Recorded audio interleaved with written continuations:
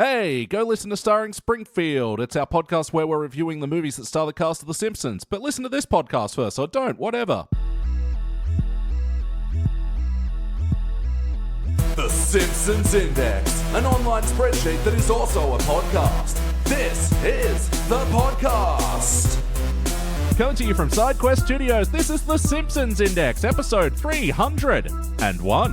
Whew. Hello out there, I'm your host, Elliot J. O'Neill, joined here as always, except when he's not, by BT Calloway. You know, 301 comes great after 300. Sure does. And joining us for the first time in a long time, returning champion, Maddie Dockrill. Hi, so good to be back for 301. It feels even better than 300. Many say it is. Yeah. One better, in fact. Yeah, it is the true milestone. Take that, 300. I don't know what we're doing anymore. I'm confused. What did you guys do for 300? We did, have you seen that Simpsons short, The Longest Daycare?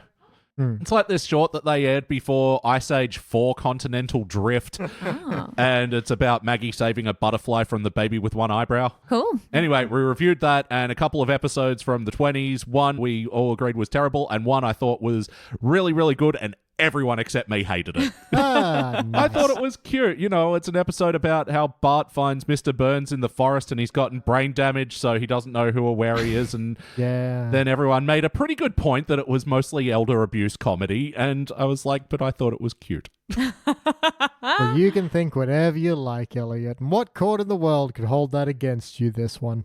And that's it. And that's why we have the individual rankings to represent the broad spectrum of Simpsons opinions on this, the Simpsons Index, where we review Simpsons. Yay, podcast premise set up, done. But Maddie, yeah, look, we haven't had you on for a while, and we do like to ask our returning champs, have you been keeping up with the Simpsons at all? Old episodes, new episodes at all? Where are you at with the show? You know what? We watch old episodes at home when, you know, you feel like it. But recently, I actually rewatched the Simpsons movie. Oh, yeah? Yeah. Still to be reviewed on our podcast. How did it hold up for you? I was going to say, I can't believe you guys haven't reviewed it yet. Neither have I. I was like, surely they've done it for 100 or 200 or 300. But okay, yeah. No, we're saving it up for 305, which is even better than 301. Sorry, Maddie. I thought we were waiting for episode 1000. Which at this stage looks likely with the Simpsons' current output. But yeah, how did the movie hold up?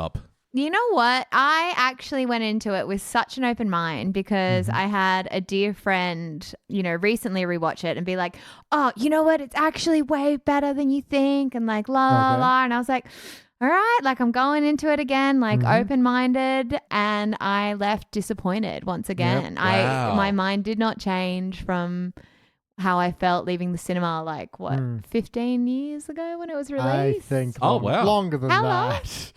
No, maybe 20-ish. Because it released while Simpsons were in season 17. They're currently in 36, so somewhere around there. That's math, isn't it? Yeah. Yeah. Oh, wow. So you saw it at the cinemas as well. Yeah, I remember seeing it at the cinemas as a kid and kind of feeling really, I don't know, dissatisfied, not really understanding. And then rewatching it as an adult, I kind of go, oh, this is kind of that big, like, signifying moment in The Simpsons history where I feel like all the writers just, like, gave up. Yeah. You know? Well, yeah, I mean, of the course of, you know, studying the show as we've been doing for a while now is that, yeah, we do notice that when the movie starts production, we see a drop in the episode quality, which is, you know, makes me wonder how much worse it could have gotten if they did a sequel at some point and tried to do that at the same time. Not over yet. Not over yet, but we'll get there. But I haven't checked out much of the new era at all. No, I really haven't. I mean, I just kind of, tend to, I don't know. I don't really, you know, now with streaming services, I guess you don't accidentally stumble upon like season 27, episode 9. You know, you just, you have to actively choose it. Yeah, exactly. It's not on Fox 8. We've spoken before that streaming channels need to let you pick like 5 different shows to actually flip between so you can get that sense of couch surfing to, you know, figure out where you want to land. Oh, dude, this is so off track. Sorry, boys. Go for it. Binge. I don't know if you guys, do you have Binge? And you can have a channel on Binge And like you can watch like the History Channel on binge or like the Lifestyle Channel on binge. Oh, because I knew they were doing that when they had all the WWE wrestling shows and you could just like watch that. I didn't realize they did it for other networks. Yeah. So I like discovered it a few months ago, and I was like, oh my God, it's like watching TV again. Like I was like, oh, there's ads. Like this is great. I have time to run and get a snack while they're playing. Yes. Streaming services has brought back commercial television again.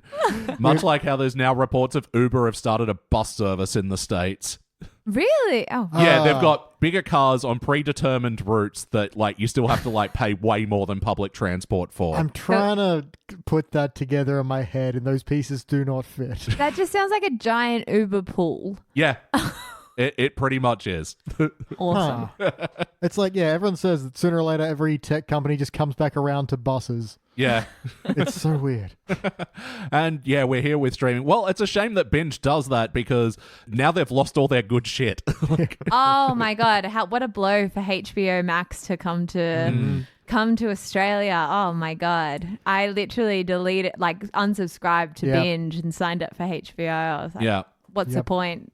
Yeah. But the thing that pisses me off is that they have AEW wrestling in the... I mentioned wrestling a lot already in this podcast. It usually takes me about 10 minutes. For a man with 2 folding chairs with AEW written on them, I can't say I'm surprised. You know what? It's so funny. I was looking at these and I actually went to the wrestling a month or so ago. Oh, yeah? Yeah, at Ashfield Polish Club. Hell yeah. Polish wrestling sounds extreme. Yeah, no, it was not... it wasn't specifically... Yeah. We did get pierogies though. Oh, nice. Yeah. Wrestling and pierogies. What a combo. Do you know which league was it? PWA? Give me another one. I don't know any of the other wrestling feds in Australia. Was it the green one? Just start slinging together acronyms. TSA, NWA. Is AWL one? Yeah, or maybe AWF. I'm not sure. Yeah. ALL, AOL. Let me go back to my sources and then I'll let you know. That was pretty cool. Like, did you have a fun time? Oh, we had such a fun time, actually. Nice. Yeah, we had a real fun time. No, it's a great hang going to a local wrestling show because, like, especially like when you go to a concert or stand up with friends, like, you don't get to catch up while the thing is happening because you want to be a polite audience member. Yes. But wrestling, like, being rowdy and loud is just part of being the audience participation. So, yeah, it's a great hang. It was my first wrestling match, so Yeah? I like wasn't I don't know, I didn't know what I was going into, and then my friend who I was with like went crazy with the heckling. And I was like, oh, this is why he likes it, because he just gets to be loud and obnoxious for 2 hours, and people love it, think it's funny. Yeah, well, because, I love going to the wrestling, and sometimes I go with, you probably know them, Dave Woodhead and Andrew Hastings. Yeah. And I feel like they're getting out some, like, stand-up comedian frustrations of being able to fucking heckle back. Literally, I think that's what I kind of, because I went with my mate who's a comic, and I was just like, oh my God, it's like, it's finally... Yeah. You get to go to someone else's job and heckle them. Yeah. Yeah. It's like, he's liking this way too much. Yeah. No, it's good fun. But unfortunately, we're not here to talk about wrestling as much as I love to do it. We are talking about The Simpsons. And today we are reviewing Season 35, Episode 14, Night of the Living Wage. First released in April of 2024, it was directed by Chris Clemens, written by Cesar Mazariegos. In this episode, Marge starts working for a ghost kitchen, and when they don't pay her overtime, she gets everybody to unionize. But then they end up firing her, and then there's a riot, and then food delivery services and droids and all kinds of crazy shit. And, yep. Yeah. And Homer goes against her as well and stabs her in the back in multiple ways in this episode by ordering the food delivery app, making her job harder. And it's very briefly a bear parody. Yes. Yeah. That's it. For all of our Disney Plus subscribers in Australia that have been hooked on the bear. Hey, what do we think? Yeah, mixed. I was having a pretty good time at one point, and this feels like The Simpsons taking on a issue and doing a reasonably good job of it. Yeah. I feel like the ending wasn't great.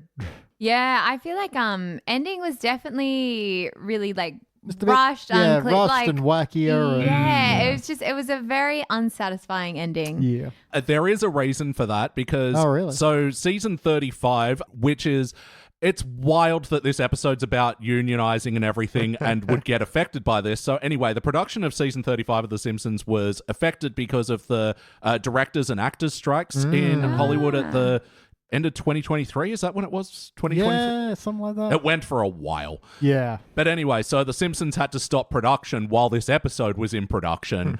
And they did have to rewrite the ending because I forget what the original premise was, but they did change it to it being a ghost kitchen because it was just a bit more relevant for the time.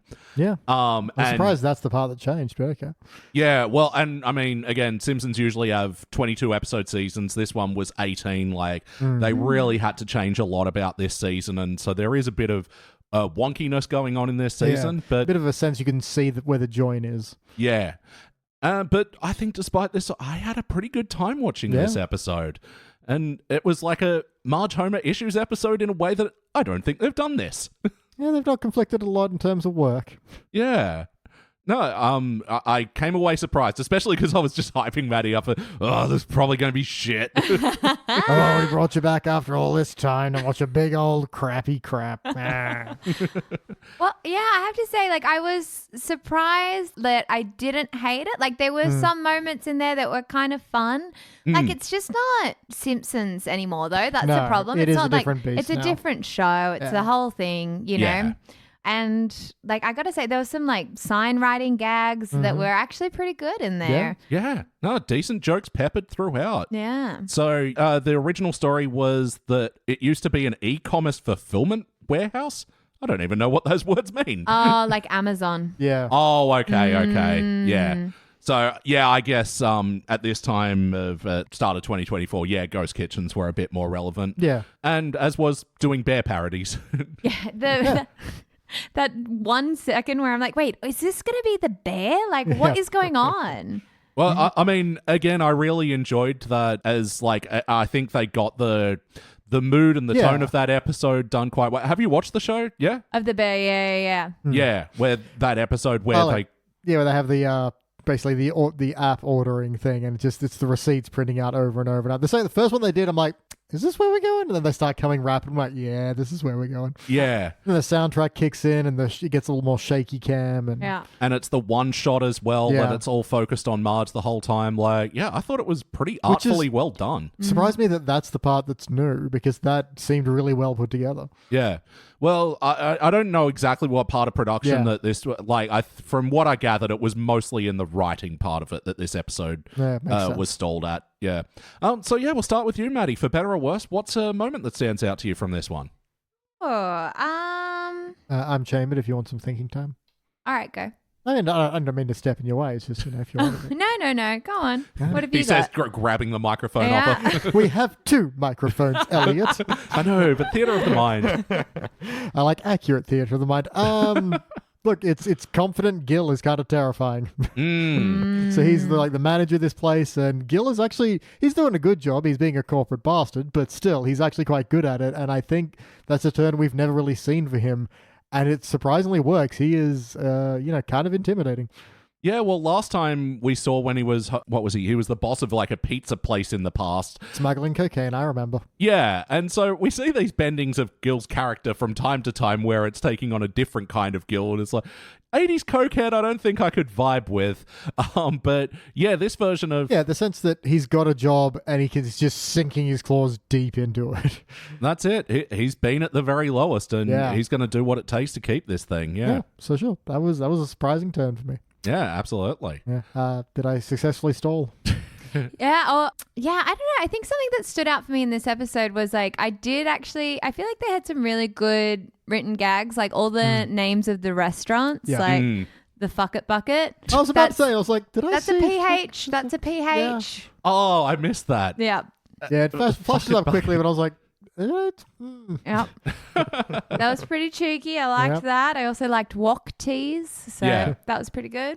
Yeah, and especially like because I live close to the city where I am, and like I don't think there's so much of a thing now because I think they've really cracked down on ghost restaurants on delivery apps. But there was a time where you'd read things and you'd be like, this is just clearly like out of someone's garage. Yeah. like you don't exist, do you? And I remember one where it was like in the same like when you're scrolling through the restaurants, the same three they were using the same pictures, but it was different names. Like it was like World of Wings, Wing World, and Wingland or something Wingy that. World. Yeah, and it was like, you're Wiki, wiki, clearly the wild, same wild place. wings. Why are you here for 3 things? This feels illegal, but also I kind of want chicken wings now. Yeah, it's just to slowly implant that in you. It's to inception you. Like, I went past those other 3 wing places, but this sounds good. Yeah, exactly. I wasn't sold on World of Wings, but Wing World? Wing and a prayer? Hell yeah. West Wing? Yeah. Oh, yeah. The Chicken Wings, directed by Aaron Sorkin. Yeah. Oh, the Wing District.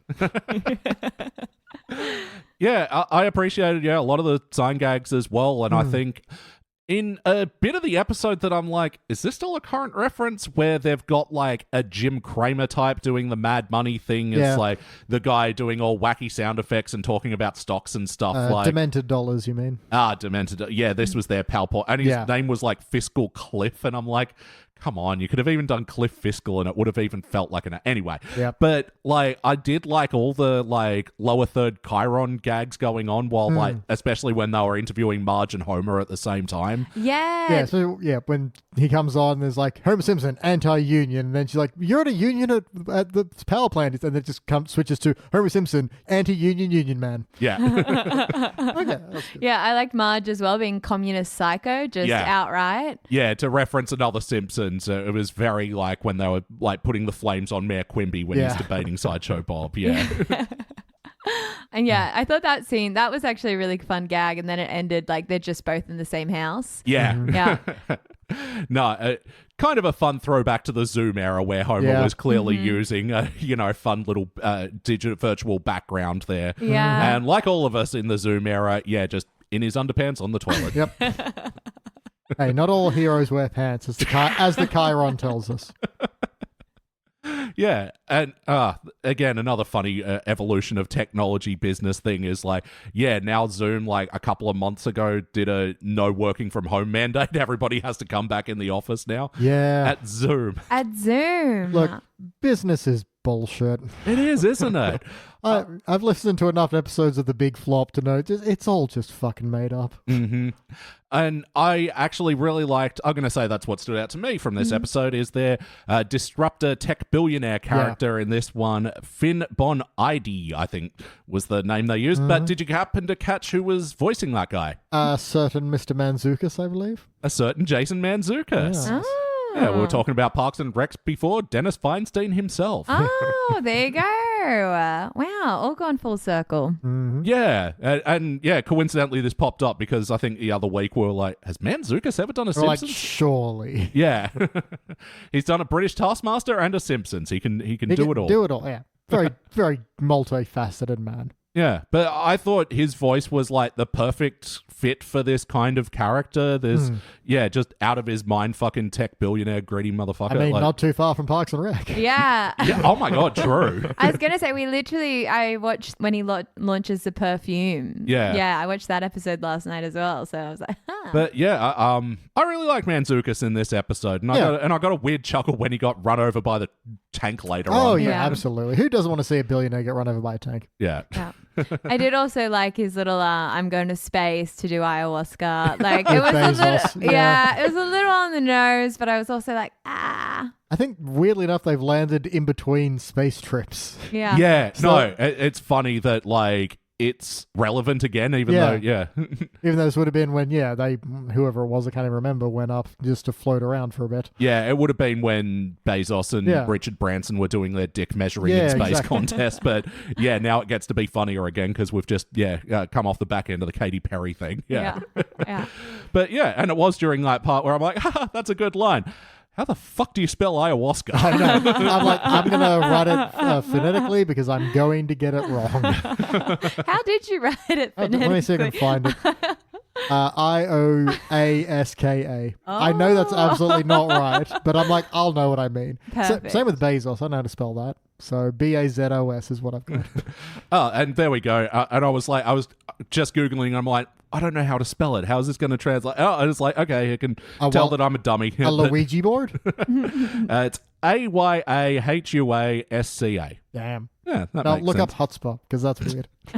That's a C, right? I think it's an H. It's spelt Or chutzpah, but no, sorry, it's C-T-H or something weird. Whatever. yeah, fun. Yeah. Language is fun. Language is also bullshit. Anyway, was this a particularly wacky episode of The Simpsons? How were the cartoony moments? I got a couple notes here. I mean, I think my favorite is when they do go into the bear parody and they're doing the whole behind corner, and then it's just like, over, under, and then ceiling. Yep. I popped for ceiling. Yeah. I feel like at the beginning when she's going for a walk with, Snowball and ends up in the pet Emotional park. support pet park. Yeah. Even though I didn't actually I didn't really love that gag. I thought it was a bit like, That was, it was very, Punch down. Yeah. Like, it started off okay, and then, Snowball starts attacking the other animals, and everyone is like, no, I'm too terrified of everything to do anything. It's like, guys. it's a bit boomer complaining, millennials, Gen Z, and all their fucking emotional support. Isn't this ridiculous? Like, that's what it You felt just like pop to me. pills until you feel better. Yeah. So it is weird to me that they got kind of a shaky start to this episode, but got there with especially kind of an issues-y episode as well. Yeah, totally. I really when it started there, I just was like, oh, fuck, here we go. Yeah. So I'm surprised they managed to pull up out of that. Yeah. But yeah, it started off real kind of lame. Yeah, well, because then they get to the vet's office and we see a rare reappearance of the vet character. Yeah. Which I did love. I loved the vet character. Oh, yeah. Yeah, this is part of the job I hate. Yeah. And I don't think he had any real jokes in this one, but No. the reveal of the chicken coming out in the wheelchair and looking all fucked up, I really liked that. I'm so sorry, but Gwyneth Paltrow, I was like, oh, that's actually, I'll give him that. That's pretty good. Yeah. Best chicken name since You really no, that's it. That's the painted best yourself one. into a corner with that one, didn't you? No, here's what happened. I thought, what was the chicken's name in Josh Thomas's show, Please Like Me? Oh, it was just Adele. That's not a pun. Fuck it. Yeah, you're right. And then they found out it was a rooster, so they had to kill it because it kept crowing every morning, and then they ate it while singing Someone Like You. Good show. Okay, weird. Anyway, any other wackiness stand out to us? I don't know if this is wacky, but I just actually really liked the disco fries for disco guys bit. Yeah. I feel like that was a bit of a wacky cutaway. It was a bit of a cutaway, yeah. It was good to hear someone laugh at it because, we're just so bitter about Disco Stew these days that, Oh, really? I think we've just got our boxing gloves up ready to go. Look, I mean, this bit I didn't mind. What do you do? Nothing in particular, but they just kind of bring him out to do the most labored joke possible. It's like, guys, he is a one-note character. I don't need to what was the one we had the other day? We find out his parents are classical Steve and Public domain Debbie or something. yeah, and it's like, that is the most labored joke, and it's not. Why did you bother? But So this happens a lot, but fortunately, this wasn't too bad. I didn't need him finding the tip of the finger in his fries and I didn't spinning need that it. either. It was enough to just cut to him enjoying fries with his disco friends and have the line. yeah. That was enough. Yeah. But, I completely agree. Yeah. I like some of the wackiness around the family trying to keep from Marge that they were ordering from Gimme Chow every night as well. I don't know, just something about Homer scooping up the rubbish in the pillow and just being like, in the pillowcase, and then just lying on it. Yeah. yeah, no, I quite enjoyed that. And even his failed attempt to make nachos before, which is grabbing 2 bags of Fritos and popping them in the toaster. Yeah. I was like, that's a good act break there. Yeah. It's got very similar to, cloves, pie crust. Yeah. Tom Collins mix. Oh, you know what else was good? I liked when Marge was delivering the food. And there was that cutaway gag of her throwing the burrito into Hans Moleman's Yeah. throwing, and Yeah. I was like, oh, I kind of like that throwback. I actually kind of do. Yeah. Yeah, it's interesting. We do often bemoan Simpsons doing these throwbacks and bringing back old stuff for no real reason, but these didn't feel labored references. They were just sort of quick, funny sight gags to the point and just didn't hang on it. Kind of warmed you up with she's skids past the Quickie Mart and throws out the burritos to the food to Snake and Apu, who are in the middle of a robbery. And a rare Apu appearance. Yeah, true. I mean, he doesn't say yeah. anything, which of course you can't now. But yeah, still not voiced, but He can be there. Yeah, it's just even a rare appearance of him, like, because sometimes he's in crowd shots these days, but like, Fair enough. yeah, he got action this episode. That's interesting. Yeah.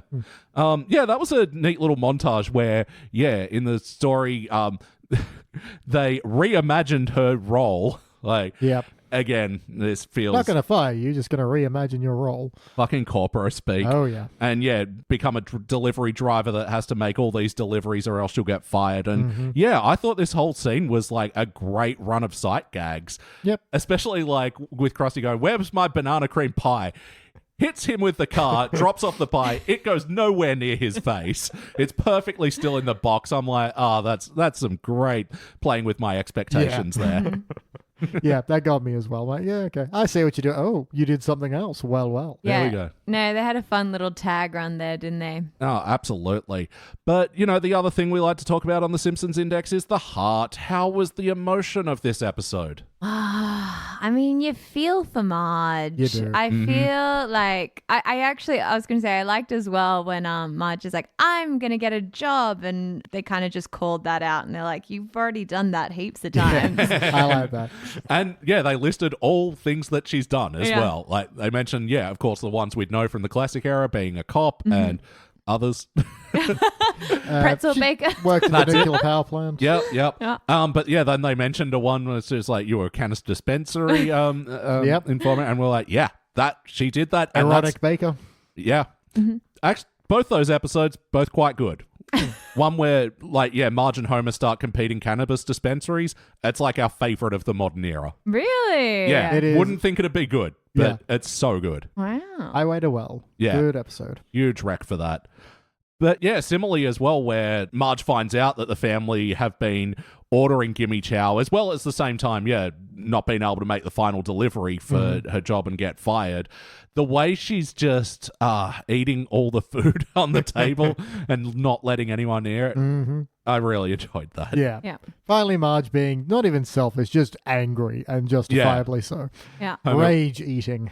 Homer just trying to reach for an empanada and just raz at him. Jesus. Yeah, I did appreciate that because poor Marge, like, you know, she always gets she's such a doormat, you know, for the whole family and whatever. I don't know. She was really low in this episode though. Like, you know, she's drinking beer and watching TV. I was like, what's that? Like, I don't think I've ever seen Marge drink a Duff beer, you know? No, even the bowling episode we watched the other day as well was just like she got handed a celebratory beer and she's like, passed it at Homer.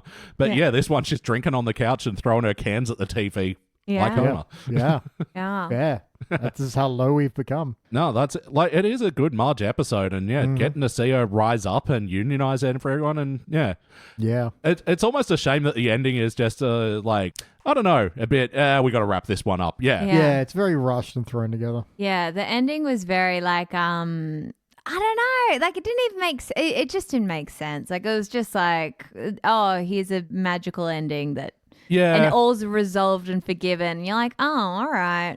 Yeah, like at least they went to a little bit of effort to set up that Homer's got a lever in the nuclear power plant that's like destroys all cellular devices. Yeah. And it triggers massive EMP, this one switch. Yeah, so they brought it back at the end. So technically they set it up, but also it was only set up like a second ago. Set up in such a way to be like, this is going to be important later. Yeah. So, okay, thank you. The one very large switch on his desk. Thank you. But yeah, and like my final note for the episode was just as all the food is raining down on them and Homer and Marge are having that reconciliation moment and kissing, I'm like, this is gross and kind of sweet. Yeah, which is what I feel like that's what they're going for as well. Yeah, like it's not the most satisfying ending in the world, but like, it looked nice, I say, as like random fast food was hurling towards the earth. Yeah. Has the line of like, what's the point of all the food in the world if you're not there to keep me from choking? Yeah. You know, That's something. A little anti-heart something. But no, I mean, it just reminded me of Cloudy with a Chance of Meatballs and thinking, Totally. I really need to rewatch that movie. Me too. And the sequel, I never saw it. You haven't seen it. The sequel. Oh, no, it is no Sequels. good. You don't like the sequel? No. Ooh. Oh. Differing of opinions. Well, now you have to watch it and then let us know. And now, is there a member of The Simpsons in it? I don't know. Okay. Surely, it's a big cast. A big cast, exactly. Surely, a member of the cast of The Simpsons is in there somewhere. And then someone could, recommend that we watch it on Starring Springfield, our other podcast. And if you become a Patreon member right now at patreon.com/SideQuestStudios, you can tell us to watch that movie, assuming it has a cast member of The Simpsons in it. Wow, a mid-podcast ad roll. Look at us. I like doing those these days. It keeps things fresh for me. And it was seamless how you did it as well. Really, got to respect the art. Thank you very much. I got to say, I feel like because Anna Faris is in it, I feel like she's done a little. It's more, regular occurring cast member. Oh my God. Otherwise, it would just be everybody. Every single thing. Yeah. Okay, fair. But yeah, that limits it somewhat. Mm-hmm. But it ends up being a lot of animation stuff because they're voice actors. So there's a good chance. Like, we get to do a lot of Disney films on that podcast. Yeah. But anyway, enough plugs. But ultimately, did this feel like an episode of The Simpsons? Are these the characters we know and love? Is this the show we know and love? Yeah, I mean, like Maddie said earlier, it's not the same beast anymore. But we shouldn't expect it to be. So for this era, sure. It's taken on an issue, maybe a little heavy-handed, but I'll take heavy hands over no hands. I don't know what I'm saying anymore. Maddie, what do you think? I feel like there's definitely like they're the characters, but they're not the same characters, Nobody's kind of the same anymore. Is anyone the same? No. We're all changing, we're all growing, I get it. No, that's it, but like, I mean, I guess Homer's like the kind of base level, like how is he in the episode, because he's often, the character that's had the most contention over the years of like, is this Homer? Like, and yeah, although ordering gimme chow every night instead of even attempting to cook was a bit jerk-assy, but it works with his character. Like, and then, the family just falling back to, this is the easier option, let's do that. That feels very organic, yeah. Yeah, like, nothing about them feels wrong other than that they have cell phones and they're ordering through delivery apps and there's drones in this. And that did feel weird. She's like, I'm going to text mum. And I'm like, oh, I don't know why. Yeah, it feels like if you went back in time and told, season 1, hey, in a future episode, you're going to be ordering food off a delivery app. They're going to be like, what the fuck did you just say? That was nonsense. Get out of here. Season 35, what the fuck? No show goes that long. Come on. People have given up by then. But yes or no, would you watch this episode again? I might go with a yes. I'm kind of one and done. I don't need to see it again. That's fair enough. But yeah, as far as I go, because I'm stupidly Simpsons obsessed, I'd put this on the playlist of a decent 30s-ish episode you should check out. Doing a playlist of like Marge jobs. Yeah, exactly. The Homer jobs list is unending, but the Marge jobs... Yeah, they could put that one in a tight little, 5-second joke, whereas, like, they even had that episode where Homer listed all of his jobs, and that was, like, season 15 or something, and it was already, like, a minute and a half long gag. And, pair this as well with Last Exit to Springfield, where, Homer unionizes in that, and, they have the plant and we have the power and all that good stuff. 100%. But, no episode is perfect, and neither's this one. BT, what would you like to change? Just that whole third act. I don't know how exactly. I'd have to go back and kind of dissect this a bit more and figure out what we can build to, but just to have, so everyone goes on strike, and then the head of the company's like, fired you all and replaced you with drones anyway. It was like, and then, but the drones are destroyed now, and it's... I don't know. I don't know what to do exactly, but that's really where I was like, things just get a little too wacky and go in a different direction, and that's kind of where the episode loses me. Let me stare at my note page and see if I can come up with something better. Well, yeah, I mean, it attempts to wrap the episode in a neat little package, and it certainly does a better job of that than a lot of episodes we've seen, but it is very, like, once you think about it, it's like, no, that's, like, very rushed and fucking I thrown literally together. wrote the note, robots, Robots, yeah. Yeah, not like robots, which is what I usually say, robots. You're very excited This to was say robots. just robots. Yeah, sure, let's do this. How about you, Maddie? What would you like to change about this one? I feel like if they had changed the ending, I don't know. I know it's not realistic, but if they had changed the ending, less so realistic than what we saw, but if they had changed the ending to like the union getting what they wanted, you know what I mean? And actually kind of seeing the power of the union working or like, people in Springfield being on their side. Yeah. I feel like that would have actually been a more empowering ending, and that would have been more I don't know. I feel like Homer switching to Marge's side earlier would have been something, would have been given more of a heart to the episode. I feel like it would have tied it all up. Well, that's kind of the tricky thing is to quote your first comment when we started watching this is like, where's the couch gag? That's fucked. So this is a very full episode because they cut the entire intro, which is very common for this era, but still it's like, I don't know where there's time to like add extra. We need extra time. I'm not saying we don't. It would be much better to have Homer flip sides midway point, but where is that time? Yeah, well, and this is a rare one where they don't do the fourth act over the credits thing, which we welcome because usually they just cram in one really bad joke to fucking end the episode on. But like, so I'd rather this than that. But yeah, also old Simpsons episodes managed to work within the time that they were given, yet this one, feels like it was missing an extra something, hey? Yeah. And the other thing I would change, I don't know why, but like when they had that little cutaway at the beginning where Marge is about to do the race car scene of like for the Chow Chow Eats thing. Yeah. And like as she goes to go, I think it's Nelson's mum, like her underpants just drop as the flag. And I was like, she's about to do the like grease, dropping the handkerchief for the go, but her underwear drops instead. That was unexpected. Yeah, it was unexpected. I just was like, ugh. I mean, I'll give it that. I got to laugh because like, I wasn't expecting it. It's like, oh, okay. Yeah. There we go. And as for what I'd change, I'd like a little bit more with the family, and I think because, one thing we didn't say in the heart is Lisa's guilt about it. Like, I felt like she could have driven that like a little bit harder in the episode, just a few more scenes of that. But it is that thing of where's the time in the episode, and like, maybe we can cut down the intro when it's just like, the Simpsons need money for something. But even then, the intro is not terribly long. So. No, that's it. It's just trying to think of parts of the episode I didn't like and what I'd cut because, for the most part, it works for me. I guess you could have cut down on the Jim Cramer parody guy, the Fiscal Cliff, whatever his name was. Yeah, they really added nothing.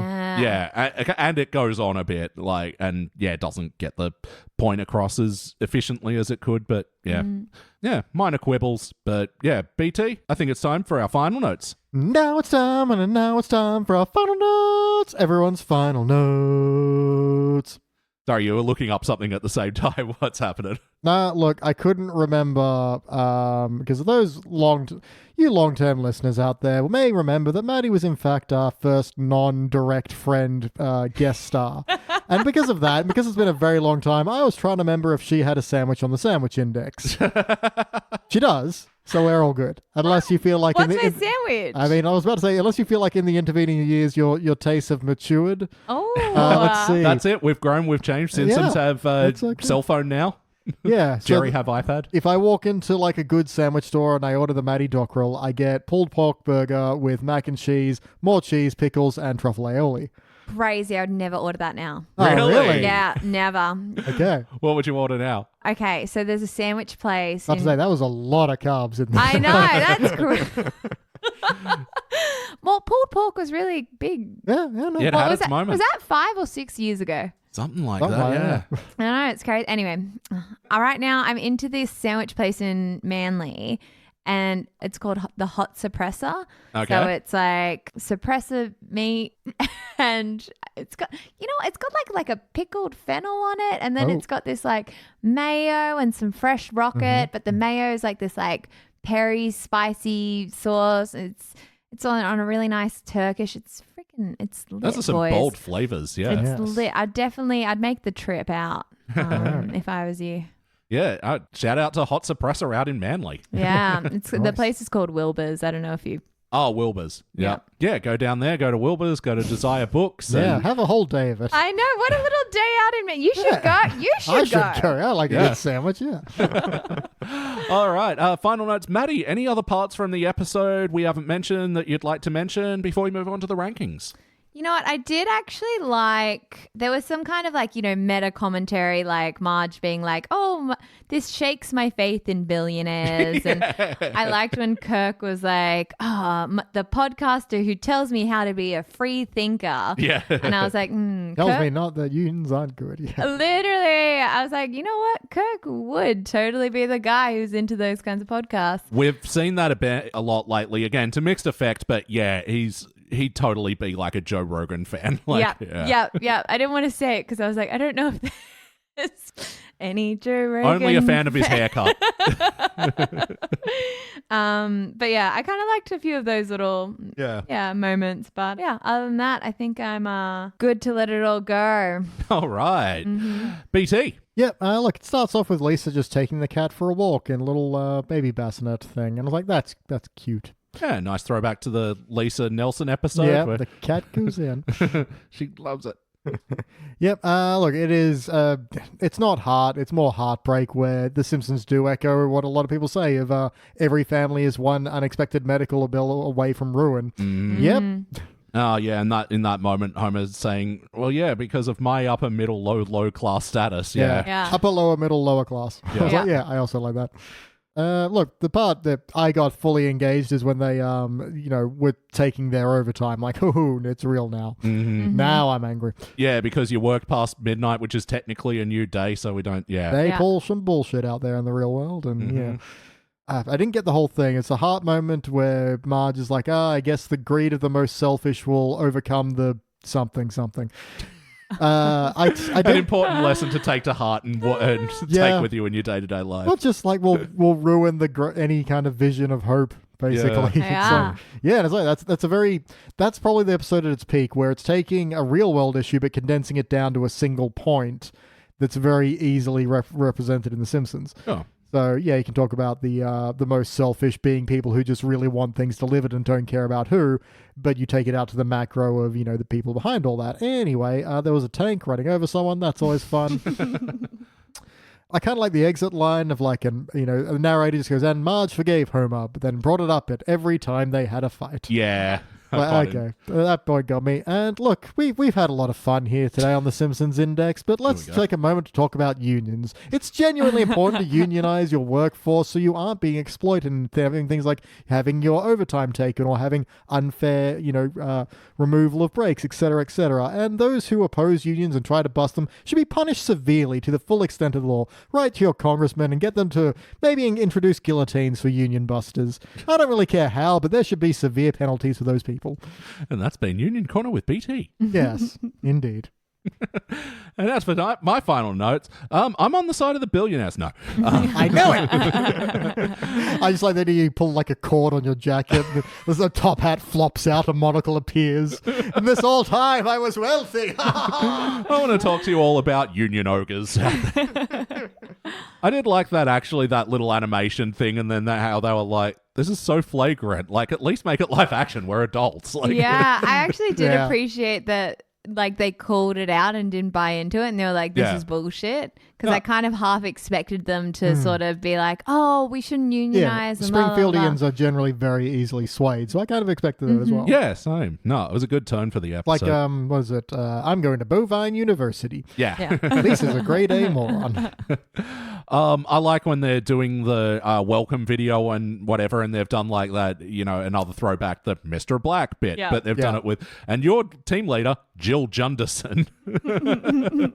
And in your hometown of Springfield, image not found. Yep. Oh, hang on, something we didn't talk about. We get in the middle of the whole bear sequence, we get Marge's blurred mouth when she swears. Oh yeah. That was unexpected. I didn't need the blurring. It would be enough just to have like, I don't know, the sound of a kettle whistling coming over her voice or something like that. Because there's enough chaos in the kitchen, you can find something to overdo it. But yeah, we get the full pixelation and like, sensor beep and everything. And like, to have pixelation in animation is stupid. Yeah. Because the pixelation is to stop lip readers from also being offended. It's like, it's animation. It's not that well tracked. Well, I mean, to throw to another 30s episode that we liked, Pixelated and Afraid, where Marge and Homer get stranded out in the wilderness and have no clothes and they pixelate them. Yeah. Yep. Yeah. It's a funny bit because they also pixelate Homer's nipples. Like, yeah, good bit. Equality, haha. Yeah. I mean, to be fair, the majority of the episode from the 30s, much like the 20s, we do not like, but like, got to point out the good times when we do. Gotta hang on to those good times so you can get them. Oh, hanging out for. I liked the play on the whole newspaper gag that it was just Homer's phone spinning into the frame. That was, good callback to that old cliche. And I did like one of the turns for Homer here was like when he got his pork chops received by the drone, that it was just like... dry and grey. This disgusting looking thing. And didn't have the love from like Marge's pork chops and everything. Again, a nice full circle moment in an episode that... for such a small moment, it really doesn't get time to breathe and be like... you can get your stuff delivered by a robot, but it's going to be made and delivered by a robot. All right, it's time to rank this thing. On the Simpsons Index, we rank using a 6-point scale, which starts down the bottom at failure.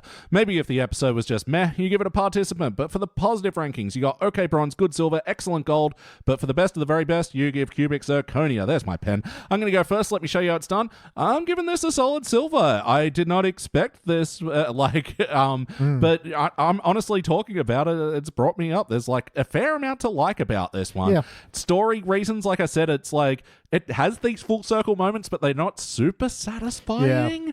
So ding at points for that, but like jokes most of the time, pretty good. BT. Yeah. Look, at the midpoint, I was on a silver as well. I think that ending kind of let me down, and that's the mood I'm going to walk away with. Even though I liked a lot of what they were doing, especially how they use... It's not often we Simpsons you actually have a deft touch when it comes to commentary on social things, but this one actually does reasonably well. Just it kind of what bugs me even more about the flubbed ending, though, that it does feels very unsatisfying, and an unsatisfying is always going to be the main thing you remember. So I'm going to go with a bronze. Maddie, please finish it off. It's a tricky one because I feel like I want to give it a participant because. I don't know. It's just not a good show anymore. I don't know. There are things that I liked about it, and that's why I didn't give it a fail. And I did like that it had a bit of a, like I said, that meta commentary and a bit of in a sense, it wasn't just total chaos bullshit, especially when it started off so tone deaf with the emotional support stuff. I was like, oh wow, they came really hard with those social messages. I was like, good on them for having an opinion on something. So for that, I almost want to bump it up to a bronze, but I think I'm going to stay strong with participant. Wow, all right. This will be a bronze by way of split decision. I win. Damn it. Damn you centrists. I get those Simpsons Index points for use at our gift shop. Yeah. Well done. Got to find that gift shop one I was going to say, you guys have a gift shop? Great. I've heard about it. Mostly from me when I win something. Yep. Is it at the back of the Desire books? I've never checked. Yeah, that's it. You have to whisper the secret passphrase to BT to open it up. And I'll be so surprised. All right. Well, I think it's... we've got a couple of other bronzes from season 35. Clan of the Cave Mum, where they do a reference to the TV show Primal, and it's half a good episode and half a bad episode. Yeah. Anyway, but, highlights of season 35. Yeah, we come back to this one a lot. A Mid-Childhood's Night Dream. We gave a unanimous gold with B. Bobo Skurla. Actually, she was on that one. And it's Marge has got the flu, and she's also dealing with feelings about the kids growing up and stuff, and a lot of it's taking place in her dream space, and it's a really, really good, emotional, and well-animated episode. Yeah. And less said about the failures from this season, the better. Yay. But, Maddie, thank you very much for joining us again in SideQuest Studios. Oh, guys, it was such a pleasure. Yeah. It's such a fun little throwback. Yeah. No, glad to have you back. And have you got anything to plug, or? Nothing at the moment, but I'm going to do a split bill for Sydney Fringe Comedy Festival in September. Oh, cool. Who's that with? That's a while away. Mariah Nicholas. Cool. Don't know. Yeah, she's real good. Nah, she just came runner-up in Raw Comedy in Nationals. Yeah, so she's awesome. Excellent. All right. Keep an eye out for that in Sydney Fringe Times. Yeah. And BT, you've already done the mid-roll. Seamlessly previously plugged. But I guess one more time. Yeah, check out Starring Springfield, our podcast where we're reviewing the movies that star the cast of The Simpsons. And we also have a Patreon. And if you join that, you can tell us what movies to review for that podcast. Links to all that and more in the show notes, but it's patreon.com/SideQuest Studios in case you don't like looking at show notes. Or the free stuff if you're real cheap. Yeah. Oh, and we have so much free stuff. So much free stuff. Starring Springfield, Thrones a Game, Pulp Fury Radio. Yeah, all for free, just because we love you. Yeah. All right. That about does it. Once again, thank you so much, Maddie. Guys, thanks so much. Yeah, thanks for you're coming welcome. back. And PT, thank you. Oh, I didn't think of anything. Unionize. Yay. And I've been your host, Elliot J. O'Neill. That's all the mustard in the house. Thank you for listening to the Simpsons Index podcast, which is also an online spreadsheet available at thesimpsonsindex.com. We're also on social media. You can follow us on Blue Sky, Instagram, and on Threads. Links for all that and more are down in the show notes. And lastly, consider giving us a 5-star review. Why not? We'd do it for you. Now, there's no bonus scenes for this episode. Everything we left in was pure gold, so we'll catch you next time.